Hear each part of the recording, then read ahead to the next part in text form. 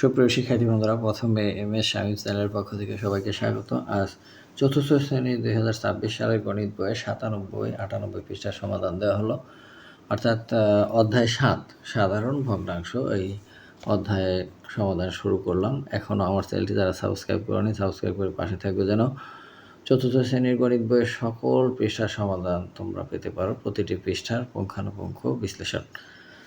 তো এখানে প্রথমে আছে একটা প্রশ্ন, ভগ্নাংশ সম্পর্কে আমরা তৃতীয় শ্রেণীতে কী কী জেনেছি? ভগ্নাংশ সম্পর্কে আমরা তৃতীয় শ্রেণীতে জেনেছি ভগ্নাংশ 3 প্রকার: প্রকৃত, অপ্রকৃত ভগ্নাংশ, মিশ্র ভগ্নাংশ, এগুলা। এখন আমরা আরও বিশাল আকারে জানবো, ক্লাস 5-এও আছে এগুলো। তো ভগ্নাংশের বিভিন্ন অংশের নাম মনে করি। উপরের অংশটার নাম হচ্ছে লব, ভালো করে মনে রাখবে এইটা। আর নিচের অংশটার নাম হচ্ছে হর। তাহলে দুইটা নাম, উপরেরটার নাম লব আর নিচেরটার নাম হর। তো আমরা এই জিনিসটা সবসময় মনে থাকে না, মনে থাকার জন্য অনেকে অনেক পদ্ধতি ব্যবহার করে। তা আমি একটা পদ্ধতি তোমাদের বলে দিচ্ছি, সেটা হচ্ছে লব মনে রাখার নিয়ম হচ্ছে নবাবরা সবসময় উপরে থাকে, লব, আর তার বিপরীত হচ্ছে হর, হর সবসময় নিচে থাকে। এটাই হচ্ছে মনে রাখার পদ্ধতি।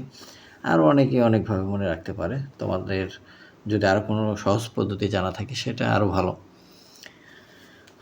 তো এখানে লব হর চিনলাম আমরা। একটা ভগ্নাংশের লব বলে কোনটাকে, আর কোনটাকে হর বলে।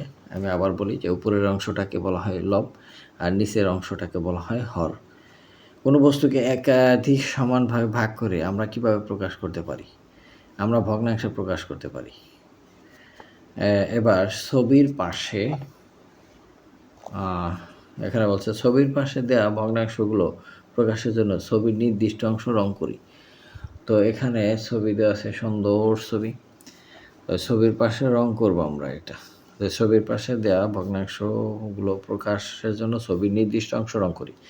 যেমন একটা করে দিয়েছে 8 ভাগের 4 ভাগ রং করা আছে, এখানে আমরা করবো 8-এর 1। তো 8-এর 1 অংশ এটা একটা রং করে দিলে হয়ে গেল। তাহলে এটা 8-এর 1।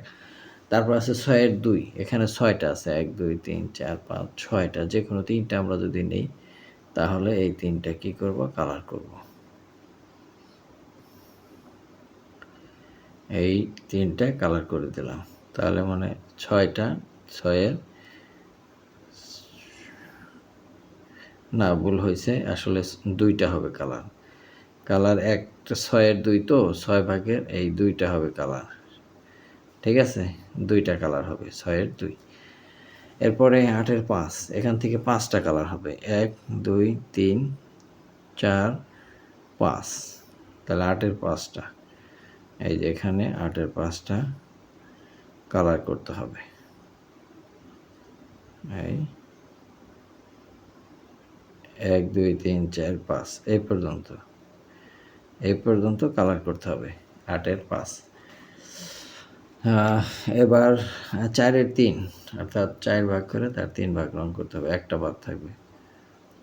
এটা রং করলাম, এইটা রং করলাম,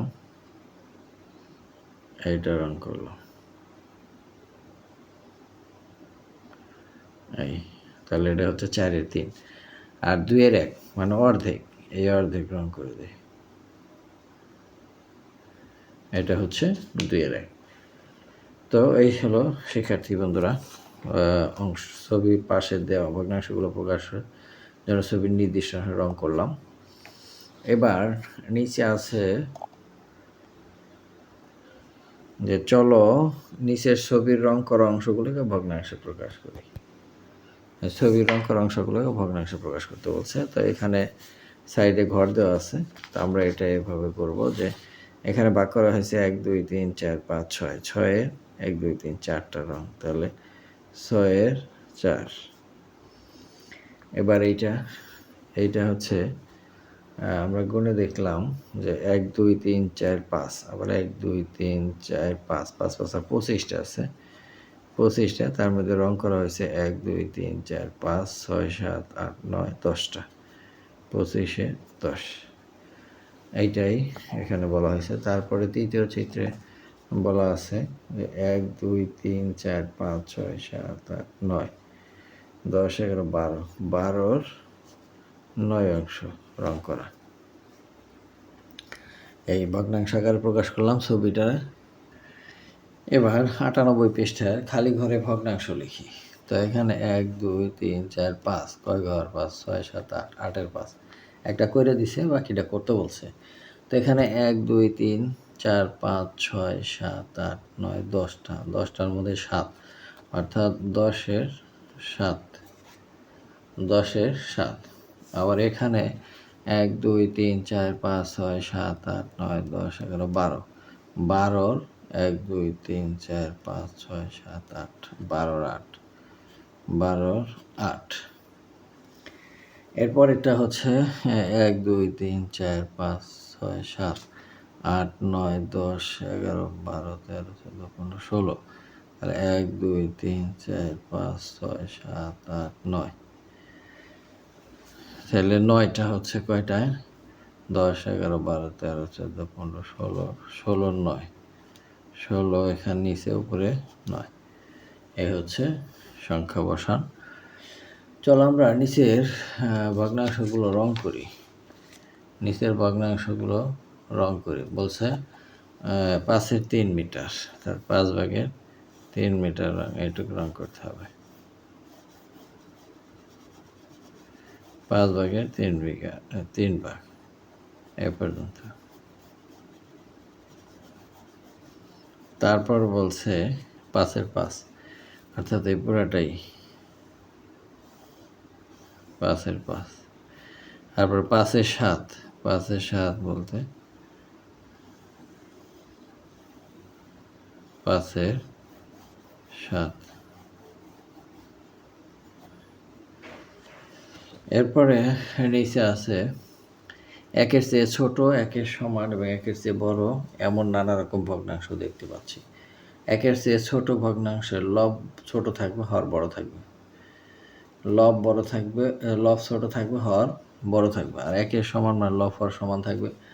আর 1-এর চেয়ে বড় ভগ্নাংশ মানে লব বড়, হর ছোট। এরকম ভগ্নাংশ দেখে আমরা চিহ্নিত করতে পারি। তো এখানে ছকের মধ্যে বলছে 1-এর চেয়ে ছোট ভগ্নাংশ লব ছোট, হর বড়। 5-এর 3 ক্ষুদ্রতম বৃহত্তম, আর এর দুইটা হচ্ছে সমান, আর এর 5-এর 4 বৃহত্তম ক্ষুদ্রতম। এইগুলোর মধ্যে যে ভগ্নাংশগুলো এখানে আসছে, এগুলোর মধ্যে যে ভগ্নাংশগুলো আসছে সেগুলো এখানে বলা হয়েছে। এবং এগুলার আরেকটা নাম আছে, এগুলো হচ্ছে প্রকৃত ভগ্নাংশ, আর এটা হচ্ছে, আর এই দুইটা মিলে অপ্রকৃত ভগ্নাংশ। এটার আবার পূর্ণ সংখ্যায় প্রকাশ করা যায় কাটাকাটি করে। তো এখন এখানে 1-এর চেয়ে ছোট ভগ্নাংশ প্রকৃত ভগ্নাংশ এবং 1-এর সমান বা 1-এর চেয়ে বড় ভগ্নাংশ অপ্রকৃত ভগ্নাংশ বলে। এক কথায় শেষ যে 1-এর চেয়ে ছোট ভগ্নাংশকে প্রকৃত ভগ্নাংশ এবং 1-এর সমান বা 1-এর চেয়ে বড় ভগ্নাংশকে অপ্রকৃত ভগ্নাংশ বলে। তো শিক্ষার্থী বন্ধুরা, আজ এ পর্যন্তই। দেখা হবে পরবর্তী পৃষ্ঠার ভিডিও নিয়ে। সে পর্যন্ত সবাই সুস্থ থাকবে। ধন্যবাদ সবাইকে।